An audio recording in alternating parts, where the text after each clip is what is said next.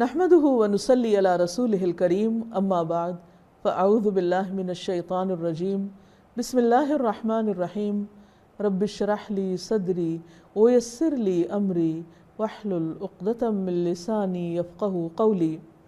السلام علیکم ورحمۃ اللہ وبرکاتہ۔ ناظرین، پروگرام شہر رمضان کے سلسلے میں آپ کی خدمت میں حاضر ہوں۔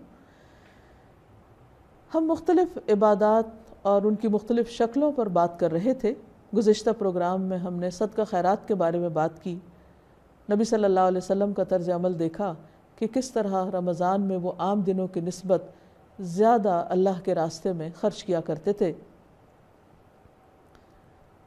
بعض اوقات ایسا بھی ہوتا ہے کہ ہم اللہ کے راستے میں دوڑنے لگتے ہیں، نیکی کے بہت سے کام کرنے لگتے ہیں، عبادات میں بھی آگے بڑھ جاتے ہیں، دن کو روزہ رکھنے کے ساتھ ساتھ غریبوں، یتیموں، مسکینوں کی ہمدردی کے کام، بیماروں کی عیادت اور دوسروں کی خدمت کے ساتھ ساتھ رات کا قیام۔ جب نیکیوں میں ایک دوڑ لگنے لگتی ہے تو یکایک انسان کو یہ خیال بھی آنے لگتا ہے کہ کیا واقعی میں یہ سب کچھ اپنے رب کی خاطر کر رہا ہوں؟ ریاکاری کا اندیشہ ہمیشہ رہتا ہے۔ ریاکاری اعمال کو گھن کی طرح کھا جاتی ہے۔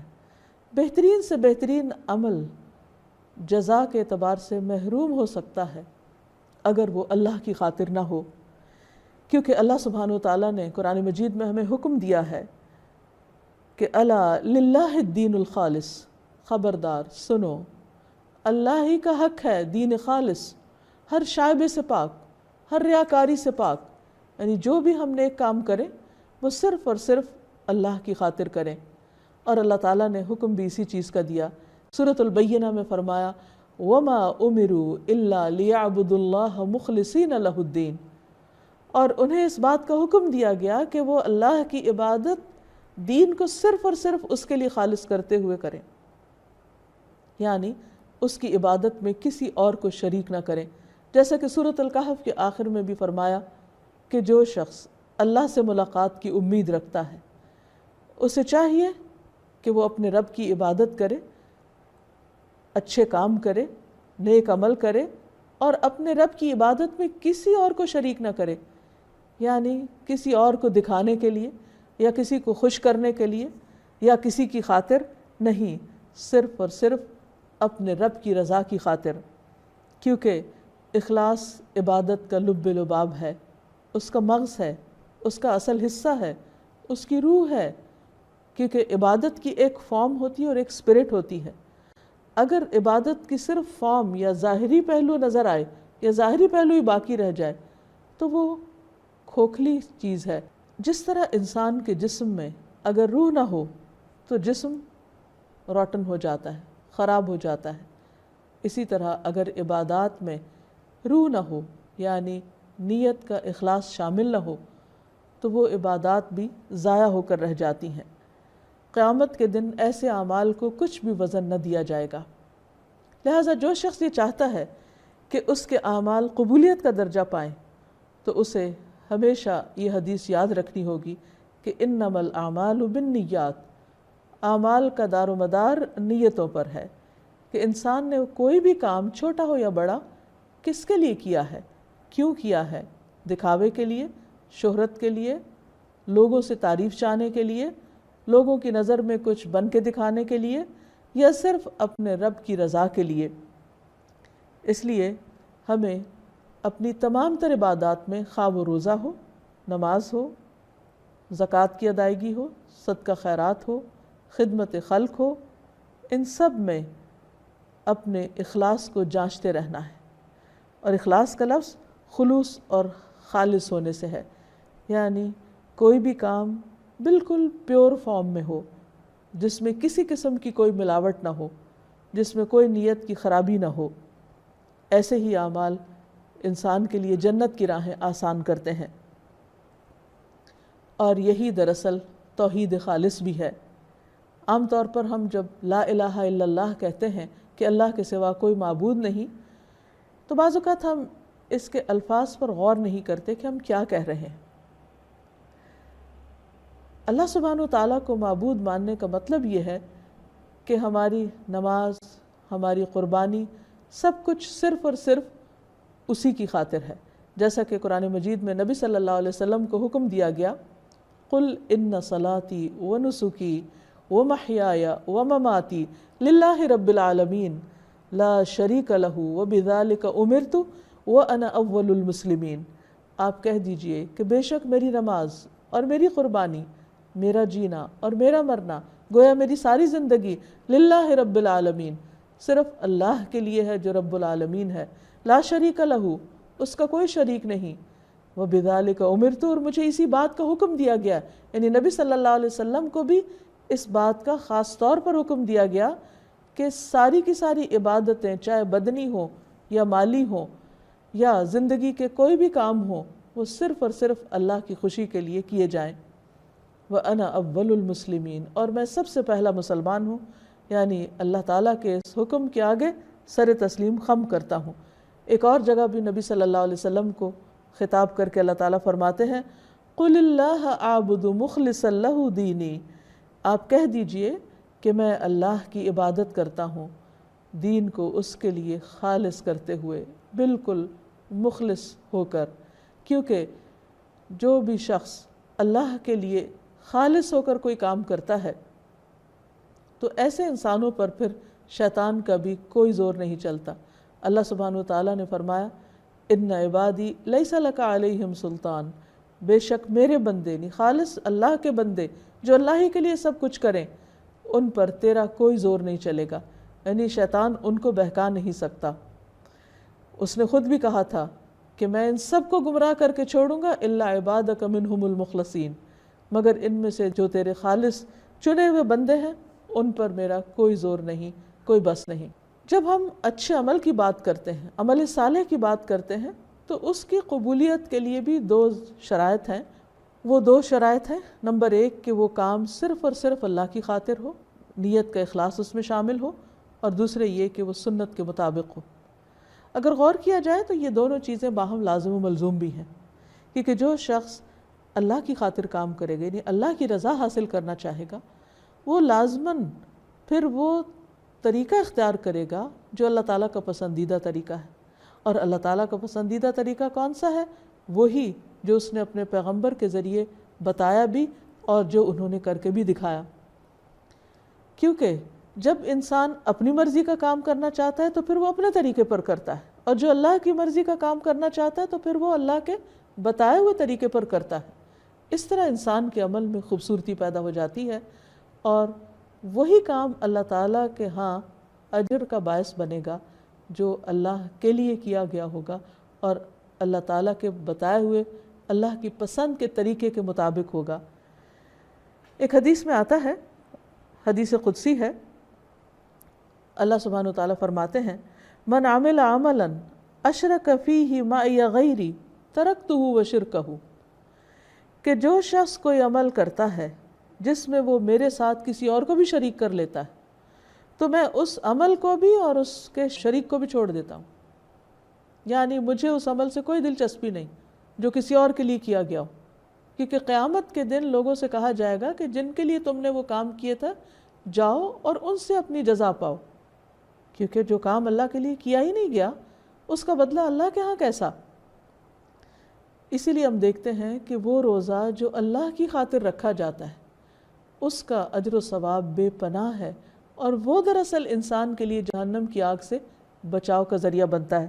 حدیث میں آتا ہے، جو شخص اللہ کی خاطر ایک دن کا روزہ رکھے، اللہ کے راستے میں اللہ کی خاطر ایک بھی روزہ رکھے، تو اللہ تعالیٰ اس کے چہرے کو جہنم کی آگ سے 70 سال کی مسافت پر دور کر دیں گے. یعنی اس کو جہنم سے محفوظ رکھیں گے، آگ سے محفوظ رکھیں گے. یعنی یہ برکت ہے اس عمل کی جو اللہ کی خاطر کیا جاتا ہے. اسی طرح ہم یہ بھی جانتے ہیں کہ جو رمضان کے روزے ایمان اور احتساب کے ساتھ رکھے، من صام رمضان ایمانا و احتسابا غفر له ما تقدم من ذنبه، اس کے پچھلے سارے گناہ معاف کر دیے جائیں گے. اب یہاں بھی احتساب کا کیا مطلب ہے کہ اپنی نیت کا جائزہ لیتے ہوئے، اپنے اوپر ایک چیک رکھتے ہوئے کہ میں کام کیوں کر رہا ہوں، کیا واقعی یہ اللہ کے لیے ہے؟ اگر روزہ اللہ کے لیے ہوگا تو اللہ تعالیٰ اس کی جزا بھی بہترین دے گا. جیسے ایک اور حدیث میں آتا ہے کہ الصوم لی وانا اجزی بہ، روزہ میرے لیے ہے اور میں خود اس کی جزا دوں گا، کیونکہ یہ اللہ اور بندے کے درمیان ایک راز ہے. اللہ کے سوا کوئی نہیں جانتا کہ انسان کے روزے کی حالت کیا ہے، اس کا روزہ کیسا ہے، وہ ان شرائط پہ پورا اترتا بھی ہے یا نہیں جو اللہ تعالیٰ نے ایک روزہ دار کے لیے رکھی ہیں. اور جب انسان صرف اور صرف اللہ کے لیے کام کرتا ہے تو اللہ تعالیٰ کو یہ کام اس کے باقی تمام کاموں سے زیادہ پسند آتا ہے. کوئی اور عمل ایسا نہیں جس پر اللہ سبحانہ و تعالیٰ نے ایسی جزا کا وعدہ کیا ہو جیسا روزے کی عبادت پر، کیونکہ اس میں زیادہ خلوص شامل ہوتا ہے. اسی لیے جب ہم ایسا کوئی عمل کریں، کوئی بھی نیک عمل کریں، تو اسے بار بار جتائے نہیں، لوگوں کو بتائے نہیں. روزے کی حالت میں بھی اگر تھکاوٹ ہو جائے یا نیند آنے لگے یا بھوک ستانے لگے تو اس کا بھی بار بار شکوہ نہیں کرنا چاہیے. اور خصوصاً نفلی روزوں میں کسی سے ذکر نہیں کرنا چاہیے الا یہ کہ کسی کو معلوم ہو جائے کہ ہم روزے سے ہیں، کیونکہ نماز ہو یا روزہ ہو یا تہجد ہو، قیام اللیل ہو، یہ وہ چیزیں ہیں جو ہمیں اللہ کے لیے کرنی ہیں. بندوں کے سامنے نیک کہلانے کے لیے، بہت عبادت گزار پرہیزگار بن کے دکھانے کے لیے نہیں ہے، کیونکہ ہمیں ان کا صلہ بندے نہیں دے سکتے اور نہ بندوں سے چاہیے. اس کا صلہ اور اس کی قدردانی صرف اللہ رب العزت ہی کر سکتا ہے. اس لیے ہمیں جتنی بھی عبادات ہیں ان سب کو صرف اللہ کے لیے خالص کرنا ہے، کیونکہ ملاوٹ والی چیز تو بندے بھی پسند نہیں کرتے، اللہ تعالیٰ کہاں سے پسند کریں گے. اور اگر انسان تھکے بھی، محنت بھی کرے اور اینڈ آف دا ڈے اس کے ہاتھ میں کچھ بھی نہ ہو، وَجَعَلْنَاهُ هَبَاءً مَنْثُورًا، اللہ تعالیٰ ایسے اعمال کو خاک بنا کے اڑا دے، تو پھر کیا باقی رہا. جیسا کہ ایک اور جگہ پر آتا ہے عاملۃ ناصبہ، کچھ چہرے جو کام کرنے والے ہیں مگر تھکے ہوئے ہیں. یعنی دنیا میں اتنی محنت کی، اتنی عبادت کی، اتنی ریاضت کی، لیکن آخرت میں اس کا کوئی بھی صلہ نہیں. وہ عبادت کی تھکاوٹ تو موجود ہے، کوئی رونق نہیں، کوئی نور نہیں، کوئی چمک نہیں، کیونکہ وہ عبادت اللہ کی خاطر نہ تھی، وہ بندوں کو دکھانے کے لیے تھی. تو اللہ سبحانہ و تعالیٰ قیامت کے دن ایسے لوگوں کی تمام مخلوق کے سامنے رسوائی کرے گا کہ جنہوں نے اللہ کو دھوکہ دینے کی کوشش کی، کہ کام کسی اور کے لیے کیا اور نام اللہ کا لگا دیا. کیا اللہ سبحانہ و تعالیٰ نہ جانے گا؟ وہ تو سینوں کے بھید بھی جانتا ہے، وہ تو ہمارے دل کی باتوں کو جانتا ہے. اللہ تعالیٰ فرماتے ہیں وَنَعْلَمُ مَا تُوَسْوِسُ بِهِ نَفْسُهُ، انسان کے دل میں جو خیالات آتے ہیں اللہ تعالیٰ اس سے ہم سے بھی پہلے واقف ہو جاتا ہے. اس لیے بہت ضروری ہے کہ ہم رمضان میں نیکیوں کی اس دوڑ میں اپنی نیت کا گاہے بگاہے جائزہ لیتے رہیں اور اپنے اعمال کو اللہ تعالیٰ کے لیے خالص کریں اور اس کے لیے دعا بھی کریں. یہاں ایک سوال یہ بھی پیدا ہوتا ہے کہ ہمیں کیسے پتہ چلے کہ ہمارا عمل اللہ کے لیے خالص ہے یا نہیں؟ تو اس کی کچھ علامات ہوتی ہیں. جب عمل اللہ تعالیٰ کے لیے کیا جاتا ہے تو نمبر 1، جیسے پہلے بھی ذکر ہوا، وہ سنت کے مطابق ہوتا ہے. انسان بھرپور کوشش کرتا ہے کہ صحیح طریقے پر وہ کام کروں تاکہ وہ اللہ تعالیٰ کو پسند آ جائے. دوسری چیز یہ ہے کہ پھر اللہ تعالیٰ اس پر استقامت کی توفیق دیتا ہے. کسی بھی نیک کام میں بہت سی رکاوٹیں آتی ہیں، بہت سے ہرڈلز ہوتے ہیں، اور انسان تھک ہار کے بیٹھ جاتا ہے کہ میں اس کو نہیں کر سکتا کیونکہ یہ اتنا آسان نہیں ہے. ظاہر ہے کہ جنت تو بہت مہنگا سودا ہے، آسان نہیں ہے جنت کمانا، اور انسان کا امتحان بھی ہوتا ہے. یہ دیکھا جاتا ہے کہ واقعی وہ اپنی بات میں سچا ہے یا نہیں.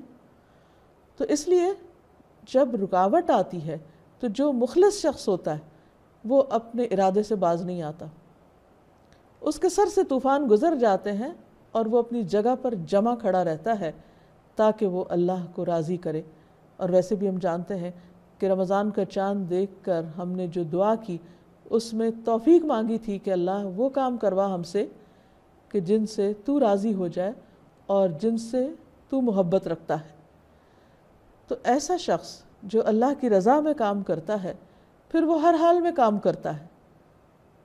اسی طرح اللہ کی خاطر کام کرنے والا کام کی مشکلات میں شکوے شکایات نہیں کرتا. وہ روزہ رکھ کے اس بات کا ورد نہیں کرتا رہتا کہ مجھے بہت بھوک لگی ہے، مجھے بہت پیاس لگی ہے. اسے شرم آتی ہے کہ اللہ تعالیٰ نے جو عبادت اس پر فرض کی ہے اس میں آنے والی مشکل کا شکوہ وہ لوگوں سے کرتا رہے. ایک اچھا مخلص بندہ ایسا نہیں کر سکتا. پھر اسی طرح یہ ہے کہ انسان سیلف موٹیویٹڈ ہوتا ہے کیونکہ اسے معلوم ہے کہ اللہ تعالیٰ نہ سوتا ہے، نہ اس کو نیند آتی، نہ اس کو اونگ آتی ہے، اور وہ چھوٹی سے چھوٹی چیز بھی دیکھتا ہے، وہ اندھیروں کے اندر بھی دیکھتا ہے، وہ دل کی سرگوشیاں بھی جانتا ہے. اس لیے وہ کبھی بھی نیکی کے کاموں میں ہمت نہیں ہارتا، اس کے جذبے ہمیشہ جوان رہتے ہیں. پھر یہ کہ اس کے کاموں میں خوبصورتی بھی آتی، اتقان ہوتا ہے کیونکہ وہ اللہ کے لیے کر رہا ہوتا ہے.